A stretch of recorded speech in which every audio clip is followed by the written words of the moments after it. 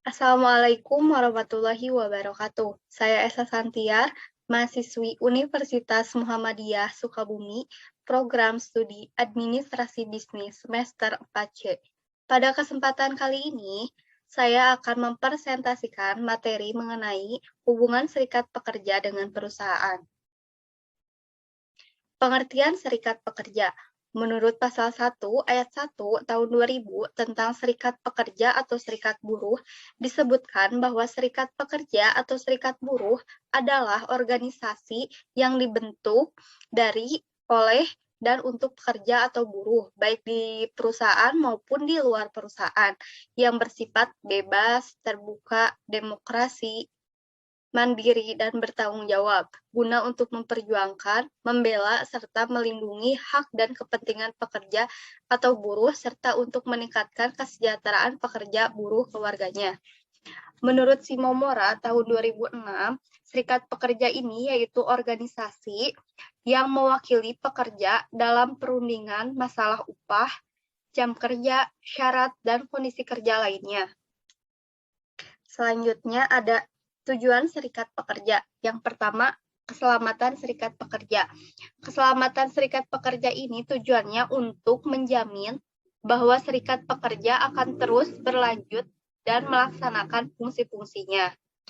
Nah, dalam menjamin keselamatan serikat pekerja ini dapat dilakukan dengan melaksanakan union shop, yaitu semua karyawan baru harus bergabung dengan serikat pekerja dalam jangka waktu tertentu, misalnya 30 hari. Selanjutnya ada agensi shop, yaitu karyawan yang tidak bergabung dengan serikat pekerja diwajibkan membayar iuran serikat pekerja. Lalu ada maintenance of membership shop, yaitu para karyawan tidak diwajibkan bergabung dengan serikat pekerja. Nah, namun bagi mereka yang bergabung harus tetap bergabung hingga kontrak itu berakhir. Lalu ada closed shop, yaitu karyawan akan menjadi serikat pekerja saat mereka diangkat menjadi pegawai tetap. Lalu ada open shop, yaitu kebebasan yang diberikan kepada karyawan untuk bergabung atau tidak dengan serikat pekerja. Yang terakhir ada sale bargaining unit. Unit pekerja, serikat pekerja ini mewakili semua karyawan dalam bentuk perundingan. Lalu ada mengendalikan, lalu ada keselamatan pekerjaan. Nah, keselamatan pekerjaan biasanya mencakup dua bentuk perlindungan, yaitu yang pertama ada keselamatan finansial selama pemberhentian, dan yang kedua ada perlindungan dari seluruh yang tidak adil terhadap pekerja. Nah, untuk melindungi anggota yang di PHK, perjanjian kerja dapat menyediakan tunjangan pengangguran tambahan, uang pesangon, dan bentuk perlindungan lainnya. Perlindungan utama terhadap perlakuan yang tidak adil adalah melalui hak istimewa senioritas. Nah, biasanya karyawan lain menganggap bahwa pengambilan keputusan yang diambil oleh senior adalah sah dan adil. Lalu yang ketiga ada pengendalian output karyawan. Jadi pemimpin serikat pekerja pada umumnya khawatir terhadap kemajuan dan praktek manajemen tertentu yang akan menggantikan yang tidak ahli dan semi ahli. Mereka merasa penerapan manajemen ilmiah dan teknologi ini yang semakin canggih akan menyebabkan pengangguran yang semakin meluas, seperti misalnya dengan adanya mesin, jadi tenaga pekerja manusia itu bakal berkurang dengan adanya mesin itu tadi, dengan diadakannya seperti revolusi industri ya. Lalu ada peningkatan kompensasi. Nah, di sektor industrial, tuntutan untuk upah yang tinggi hampir selalu menjadi topik dalam bernegosiasi. Lalu ada kondisi kerja. Nah, kondisi kerja ini menjadi perhatian penting bagi serikat pekerja. Serikat pekerja ini mengajukan adanya perlengkapan keselamatan kerja yang baik, hari kerja yang lebih pendek, kewajiban lembur yang sedikit, jam istirahat yang panjang, dan seterusnya. Lalu ada karakteristik serikat pekerja. Yang pertama, tidak terikat. Nah, dalam pelaksanaan hak dan kewajibannya, serikat pekerja tidak dipengaruhi atau dikendalikan oleh pihak-pihak lain. Lalu yang kedua, terbuka. Dalam menerima anggota dan atau membela kepentingan pekerja, serikat pekerja ini tidak boleh melakukan diskriminasi berdasarkan aliran politik, agama, suku, maupun gender. Lalu ada independen yang ketiga. Pengoperasian atau pengembangan organisasi ini harus didasarkan pada kemandirian tanpa dikendalikan oleh pihak di luar organisasi. Lalu ada demokrasi. Nah, pembentukan serikat pekerja ini merupakan perwujudan demokrasi dalam sebuah masyarakat yang lahir dari kebebasan berserikat dan kebebasan menyatukan pendapat, maka dengan sendirinya prinsip-prinsip demokrasi ini harus ditegakkan dalam penataan atau pengorganisasian tersebut. Dengan hal ini, Indonesia itu kan negara demokrasi. Lalu ada yang terakhir ada dapat dipertanggungjawabkan, dapat bertanggung jawab kepada anggota masyarakat dan negara dalam mencapai tujuannya dan melaksanakan hak dan kewajibannya. Selanjutnya, ada peran serikat pekerja. Yang pertama ada peran sebagai pihak dalam pembuatan perjanjian kerja bersama. Nah, maksud ini tuh yaitu perjanjian kerja bersama merupakan hasil perundingan secara musyawarah antara serikat pekerja dan pengusaha yang hasilnya berdasarkan kesepakatan dari titik optimal dicapai menurut kondisi yang ada dengan syarat memperhatikan kepentingan semua pihak yang memuat syarat-syarat kerja, hak dan kewajiban semua pihak. Yang kedua ada peran menyelesaikan perselisihan industrial. Nah, perselisihan hubungan industrial ini terjadi akibat perbedaan pendapat yang menimbulkan pertentangan antara pengusaha dengan pekerja maupun dengan serikat pekerja. Lalu yang ketiga ada peran mewakili pekerja dalam lembaga bipartit. Nah, lembaga kerjasama bipartit ini merupakan sebuah forum komunikasi yang tercatat pada instansi ketenaga kerjaan antara pengusaha dan serikat pekerja yang membahas permasalahan hubungan industrial dalam perusahaan. Lalu selanjutnya ada peran menciptakan hubungan industrial yang harmonis. Nah, hubungan industrial yang harmonis ini dinamis, bijak, dan berkeadilan dapat tercipta apabila serikat pekerja dapat dengan bijak menempatkan diri sebagai mitra pengusaha dengan memperhatikan kondisi perusahaan ketika memperjuangkan kepentingan pekerja sehingga dapat disatukan. Lalu ada peran menyalurkan aspirasi anggotanya kepada manajemen untuk memperjuangkan hak dan kepentingannya. Ya, serikat pekerja ini dibentuk secara demokrasi, sehingga dalam pelaksanaannya diperlukan media maupun kegiatan yang menghubungkan pekerja dan serikat pekerja dalam memperjuangkan hak dan kepentingannya. Anggota yang terwujud melalui pembuatan perjanjian kerjasama bersama.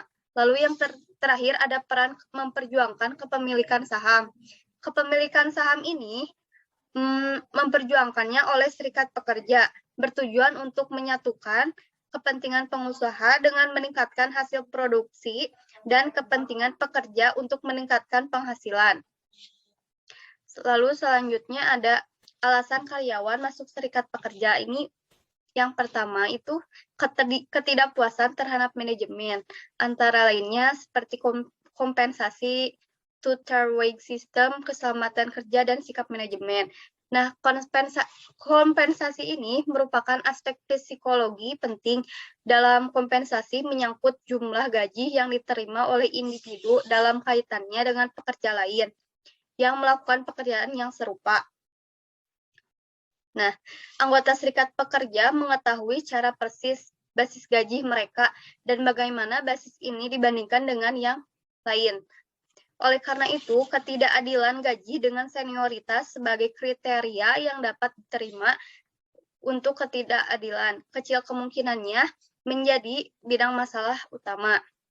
Lalu ada two-tier wage system ini, yaitu struktur upah yang mencerminkan tarif gaji yang lebih rendah bagi karyawan yang baru diangkat. tak kalah dibandingkan dengan yang diterima oleh karyawan mapan yang mengerjakan pekerjaan serupa.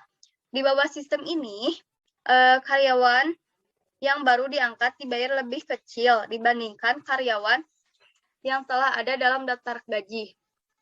Terdapat dua tipe dasar skala tutor itu, yaitu ada skala temporer dan permanen. Lalu selanjutnya keselamatan kerja.